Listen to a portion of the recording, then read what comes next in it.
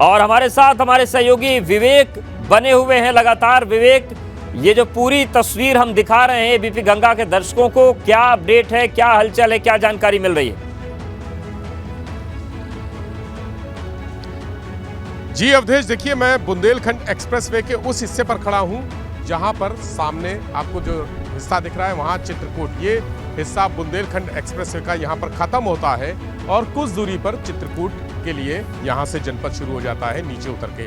और इस तरफ कैमरा सेवकी राजू कहूंगा, इस तरफ दिखाइए, ये है आखिरी टोल प्लाजा बुंदेलखंड एक्सप्रेसवे का जहां से अतीक की गाड़ी आनी है। कुछ देर में करीब 1 घंटा बता रहे हैं कि 1 घंटा लगेगा जब गाड़ी इस टोल प्लाजा को क्रॉस करेगी।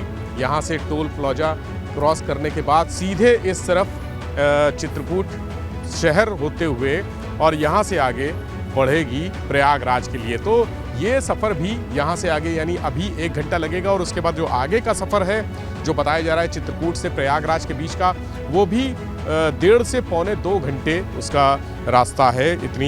इतना समय लगेगा उस रास्ते पर। तो सबसे खास बात यह है कि जब से बुंदेलखंड एक्सप्रेसवे पर चढ़ी हुई है, हमारे सहयोगी रतीश त्रिवेदी उस काफिले को फॉलो कर रहे हैं, और जब से इस एक्सप्रेसवे पर गाड़ी चढ़ी है, अतीक की काफिला इस एक्सप्रेसवे पर चढ़ा है, तब से स्पीड और ज़्यादा हो गई है। अभी तक जो जालौन में स्पीड थी, चूँकि शहर के बीच में पुलिस लाइन होते हुए आए थे, पुलिस लाइन में कुछ देर विश्राम भी किया था, वहाँ पर खाना पीना भी हुआ था, और उसके बाद जब चले हैं तो वहाँ स्पीड काफ़ी कम थी, लेकिन एक्सप्रेसवे पर चढ़ते ही काफिले की स्पीड बढ़ गई है और तेज़ी से इस तरफ यानी इस टोल प्लाजा को जो सामने हमारे दर्शक देख रहे हैं, बुंदेलखंड एक्सप्रेसवे का आखिरी टोल प्लाजा है यहाँ, उस टोल प्लाजा तक पहुँचने में 1 घंटे तक का वक्त लगेगा। 1 घंटे के बाद सीधे यहाँ से उतरकर चित्रकूट और चित्रकूट के बाद कौशाम्बी होते हुए फिर प्रयागराज पहुँचेगी पूरी पुलिस टीम, अतीक अहमद, और वहाँ सीधे ये एस्टिमेटेड जो टाइम बताया जा रहा है, ये कह रहे हैं कि 6 बजे के आसपास प्रयागराज पुलिस टीम अतीक को लेकर पहुंच जाएगी और सीधे नैनी जेल उसको ले जाया जाएगा, जहां पर उसको क्वारंटाइन बैरक में रखा जाएगा, आइसोलेशन में रखा जाएगा, जब तक कल सुबह सुनवाई नहीं होती है कोर्ट में। एमपी कोर्ट में मामले की उमेश पाल के अपहरण के मामले की, उसको धमकाने के मामले की, रंगदारी वसूलने की जो धमकी दी थी, उस मामले की सुनवाई नहीं होती है। सुनवाई जो सज़ा सुनाई जानी है उस सज़ा पर फैसला नहीं होता है, तब तक अतीक अहमद नैनी जेल में रहेगा। और उसके बाद जो सज़ा सुनाए जाने के बाद ये कहा जा रहा है कि अगर कोई तकनीकी पेच ना हुआ, जैसा कि एक संभावना ये जताई जा रही है कि प्रयागराज पुलिस उमेश पाल की ही हत्या के केस में अतीक को रिमांड पर ले सकती है, पूछताछ के लिए अर्जी दे सकती है। आज जो सोर्सेज हैं हमारे, उन्होंने कहा है कि शायद आज कुछ इस तरह की प्रक्रिया होगी कि अतीक को रिमांड पर लेने के लिए वहाँ पर कुछ पुलिस की तरफ से कोई कार्रवाई हो सकती है, और या कल हो सकती है, क्योंकि कल ही इस मामले में फैसला आना है। और ये दोनों मामले जुड़े हुए हैं, उमेश पाल की किडनैपिंग और उमेश पाल का मर्डर, दोनों ही मामले जुड़े हुए हैं। इसलिए पुलिस पूरी कोशिश करेगी, विवेचक पूरी कोशिश करेंगे कि इस मामले में अतीक की रिमांड हासिल कर ली जाए। चूँकि एक सुनहरा मौका है पुलिस के लिए, विवेचक के लिए जो इस पूरे मामले की विवेचना कर रहे हैं, उनके लिए बहुत गोल्डन अपॉर्चुनिटी है।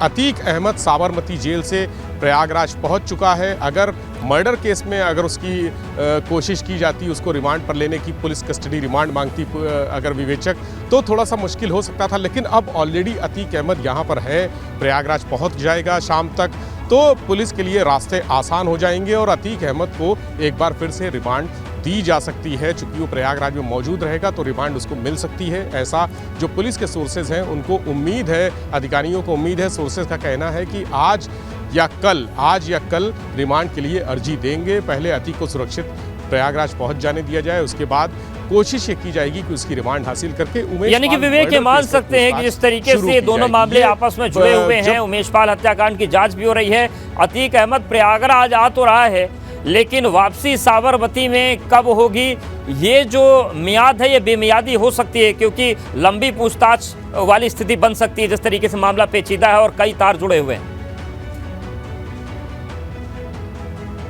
अवधेश, थोड़े टेक्निकल चीज़ें हैं ये, चूँकि सुप्रीम कोर्ट ने अतीक अहमद को साबरमती जेल में शिफ्ट करने के लिए आदेश दिया था। सुप्रीम कोर्ट के आदेश से अतीक अहमद साबरमती जेल में बंद है, उसके खिलाफ सारे मुकदमे यहीं हैं, सुनवाई यहीं चल रही है। आज अतीक अहमद आ जाएगा तो कल एक मामले में उसको सज़ा भी होनी है, किडनैपिंग के मामले में, और ये पहली सज़ा होगी। अतीक अहमद के ऊपर 100 से ज़्यादा मुकदमे, उसमें पहली सज़ा कल उसको होने वाली है। चूँकि 24 तारीख को ही कोर्ट ने अपना फैसला रिजर्व रख लिया था, अपना जजमेंट रिजर्व रख लिया था। अब कल सजा सुनाई जानी है, तो सजा तो होगी ही उसको, लेकिन सजा के बाद क्या होगा? अगर पुलिस अपनी तरफ से अर्जी देती है तो अर्जी भी एक न्यूनतम और अधिकतम उसकी अवधि होती है। अधिकतम अवधि माना जाता है कि 14 दिन की पुलिस कस्टडी रिमांड मांग सकते हैं, 13 से 14 दिन के लिए कस्टडी मांग सकते हैं। अगर वो अवधि स्वीकृत हो जाती तो कम से कम 14 दिन अतीक को पुलिस की कस्टडी में रहना होगा।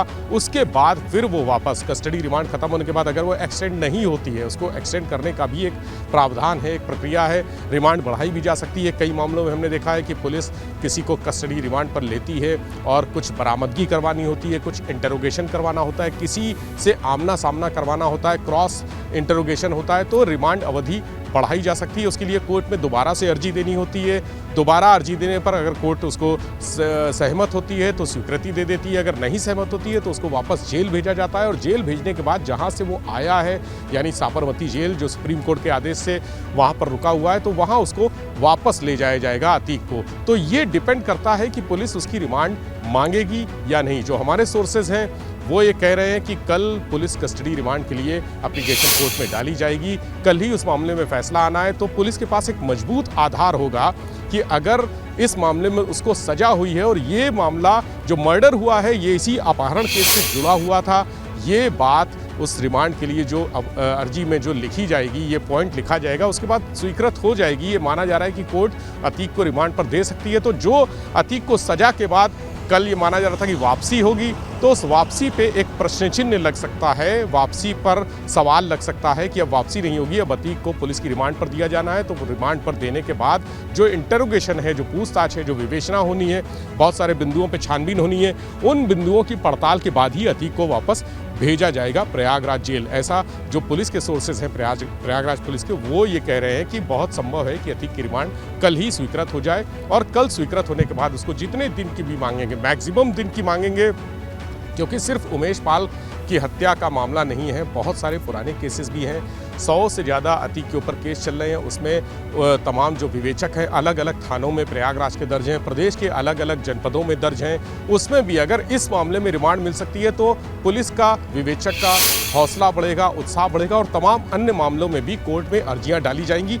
ये एक लंबी प्रक्रिया होने वाली है और अगर कोर्ट में तमाम अर्जियां पड़ेंगी तो एक के बाद एक अगर उसको रिमांड मिलती रही तो फिर साबरमती अतीक का लौटना थोड़ा सा मुश्किल हो जाएगा। फिलहाल संभव नहीं दिख रहा है, लेकिन ये तस्वीर, इस रहस्य से पर्दा कल ही उठेगा जब अतीक को सजा सुनाई जाएगी और उसके बाद या उसके पहले सुबह से प्रक्रिया अगर शुरू कर देते हैं विवेचक, उसको रिमांड पर लेने के लिए अर्जी डाल देते हैं और उस अर्जी पर सुनवाई हो जाती है। बिल्कुल विवेक, और देखिए एक और टोल प्लाजा पर इस वक्त ये पूरा काफिला पहुंच गया है। तस्वीरें दिखा रहे हैं तो धीरे धीरे जो टोल प्लाजा हैं वो कम हो रहे हैं, प्रयागराज की दूरी कम हो रही है। और देखिए ये एक और टोल प्लाजा है जहां पर अतीक अहमद को लेकर जो प्रयागराज पुलिस की टीम है पहुंच गई है और यहां से तेजी से काफिला पूरा आगे बढ़ रहा है। विवेक, अगर आपकी हम बात करें, आप जहाँ खड़े हैं लगभग 1 घंटे का वक्त वहाँ पहुँचने में लगेगा।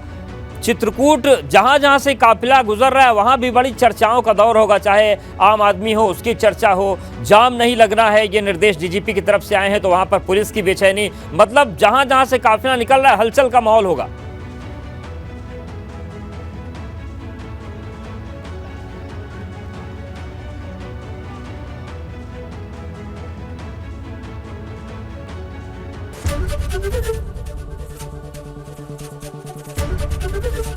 एबीपी गंगा, खबर आपकी, जुबान आपकी।